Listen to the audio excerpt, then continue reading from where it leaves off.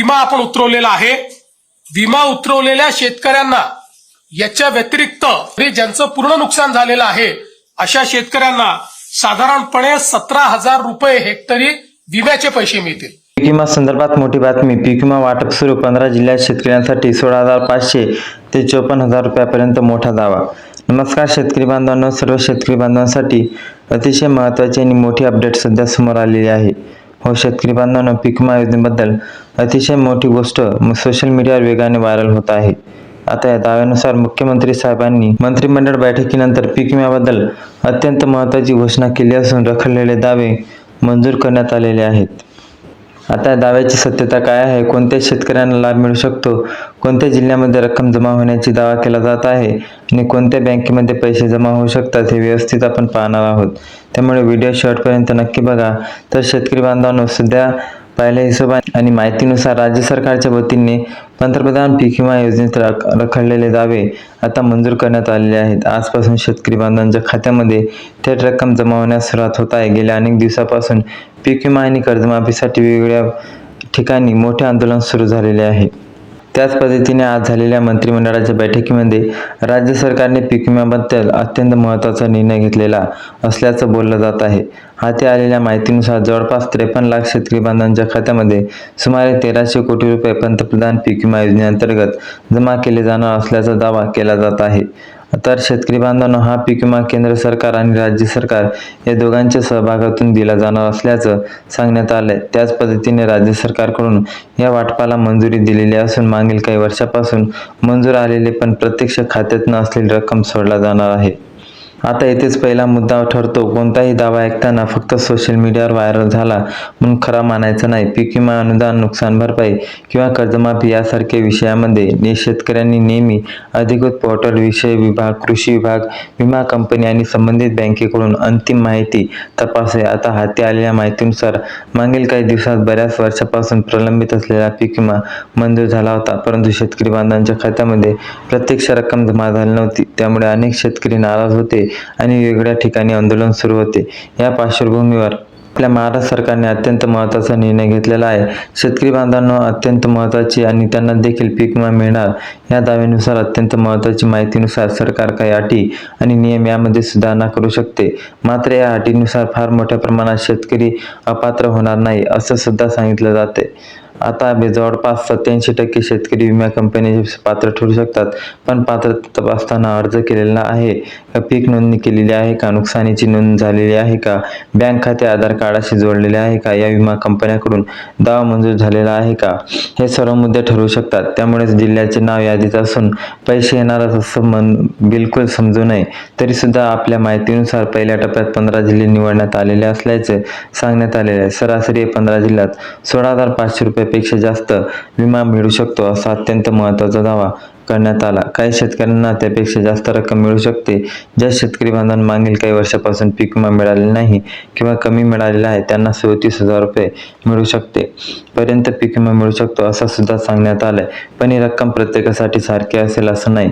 नुकसान, पीक क्षेत्र विमा आणि मंजुरीसाठी रक्कम अवलंबून राहते। या दाव्यानुसार हा पीक विमा 2022 ते 2025च्या मे महिन्यापासूनच्या नुकसानीच्या संबंधित आहे। अवकाळी पाऊस, गारपीट, अतिवृष्टी, वादळी वारे आणि बदलत्या हवामानामुळे शेतकऱ्यांचं नुकसान होत आहे। आता या नुकसानीच्या पार्श्वभूमीवर मागील काही वर्षापासून रखडलेले दावे काढले जात आहे असं सांगण्यात आलंय। 2022, 23 आणि 24 या 3 वर्षातील दावे रखडलेले आहेत। आता हे निर्णय घेण्यात आलेला आहे। शेतकरी बांधवांनो, 3 वर्षाचा पीक विमा आता शेतकऱ्यांना एकत्र मिळू शकतो।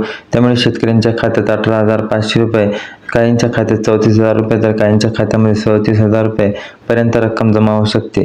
याशिवाय काही शेतकऱ्यांना कालच्या टप्प्यात 54,000 रुपये, काहींना 48,500 रुपये तर काहींना 43,000 रुपये, शेतकऱ्यांना 31,500 रुपये मिळाल्याचा दावा या प्रकारच्या व्हायरल चर्चांमध्ये केला जात आहे। कोणत्याही शेतकऱ्यांना फक्त एकाच व्हिडिओत सांगितलं असं म्हणून नाही। बँकेत धाव घेऊ नये, आधी खातं तपासावं, बँक स्टेटमेंट तपासावी, मग विमा पोर्टलवर अर्जाची स्थिती तपासू शकता। आणि जर तुम्हाला गरज वाटली तर कृषी सहाय्यक किंवा तालुका कृषी अधिकारी संपर्क साधू शकता. कारण काही वेळा अशा बातम्यामध्ये रक्कम मोठी दाखवली जाते, पण प्रत्यक्षात ते रक्कम शेतकऱ्यांची पात्रता वेगळू शकते. आता देशाचे कृषी मंत्री शिवराज सिंग चौहान यांनी 34 लाख शेतकरी बांधवांच्या खात्यामध्ये पीक विमा सोडण्याबद्दल महत्त्वाचा निर्णय जाहीर केला. थोड्याच वेळात पहिल्या टप्प्यात 15 जिल्ह्यांची यादी शेतकरी बांधवांच्या पीक विमा मिळू शकतो. त्याचबरोबर काही शेतकरी अपात्र असू शकतात, ही माहिती सुद्धा पुढे आली आहे. आता यानुसार जर बघितलं तर पुढील टप्प्यात इतर जिल्ह्यांचा समावेश करण्यात येईल. त्यामुळे पहिल्या यादीमध्ये तुमचं नाव नसेल तरी पुढच्या यादीमध्ये तुमचं नाव येऊ शकतं. मात्र अधिकृत यादी तपासणे सुद्धा गरजेचे आहे. आता ज्या शेतकऱ्यांचे नुकसान जास्त झालेले आहे त्यांना जास्त रक्कम मिळू शकते. काही शेतकऱ्यांच्या खात्यात सरासरी 16,500 रुपये येऊ शकतात. काहींना 34,000 रुपये मिळू शकतात. कारण की आता 2022 पासून मिळालेला पीक विमा थकीत आहे. ज्या शेतकऱ्यांची रखडलेली पीक विमा अजिबात मिळाली नाही अशा शेतकरी बांधवांना जास्त रक्कम मिळण्याची शक्यता वर्तवण्यात आलेली आहे. आता पिकांच्या बाबतीत सुद्धा या दाव्यांची माहिती मोठी करण्यात आली. सोयाबीन, हरभरा, कापूस, मका, तूर, ऊस, द्राक्ष, संत्रा, मूग, भात, ज्वारी, केळी, टोमॅटो, आंबा आता या पिकांसाठी पीक विमा नुकसान भरपाई संबंधित सर्व दावे विचारात घेतले गेलेले आहे. आता एकूण 38 पीक या प्रक्रियेमध्ये समाविष्ट करण्यात आलेले आहे. आता प्रत्येक जिल्ह्यात पात्र पिकांची यादी वेगळी असू शकते, म्हणून प्रत्येक पीक खरोखर यादीमध्ये आहे का हे तुमच्या तालुका कृषी कार्यालयातून तपासणं महत्त्वाचं आहे, अत्यंत महत्त्वाचं आहे.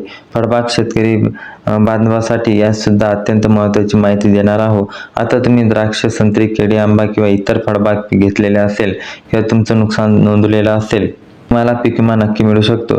त्या पद्धतीने कोरडवाहू जमीन असो, पाण्याखाली जमीन असो, जर नुकसान योग्य पद्धतीने नोंदवलं गेलं असेल किंवा विमा अर्ज योग्य असेल तर तुम्हाला निश्चित लाभ मिळू शकतो.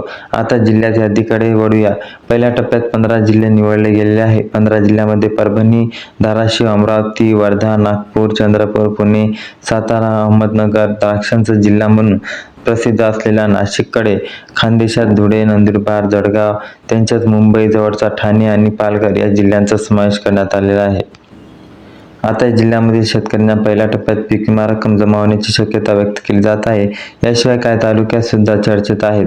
याच्यामध्ये बारामती, येवला, मालेगाव, कळवण, दौंड, अमरावतीमधील तालुके, अचलपूर, त्याच्यानंतर इकडे नवी हिंगणघाट, शिरपूर, नवापूर, चोपडा, मुखाळा, जुन्नर, कर्जत, उमरगा या तालुक्यात उल्लेख करण्यात आलेला आहे. काल काही जिल्ह्यामध्ये पीक विमा वाटप पूर्ण झाला आहे.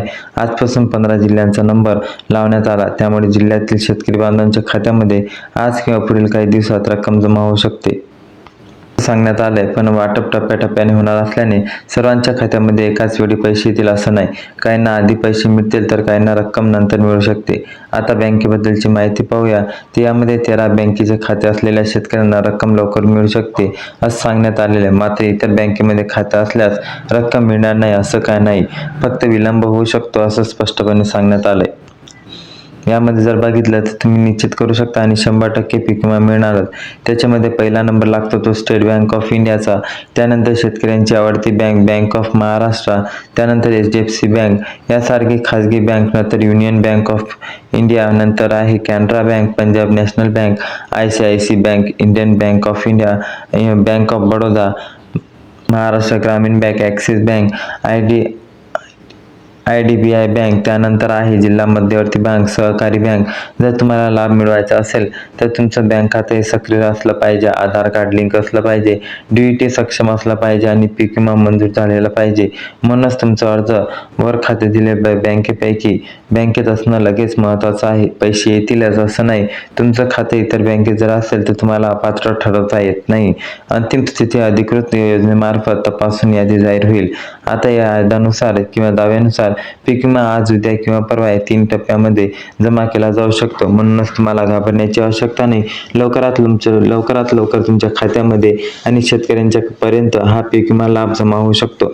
म्हणून जास्तीत जास्त हा व्हिडिओला आपल्या शेतकरी बांधवांपर्यंत शेअर करा आणि नवीन असाल तर व्हिडिओला लाईक करून चॅनलला सबस्क्राईब करा.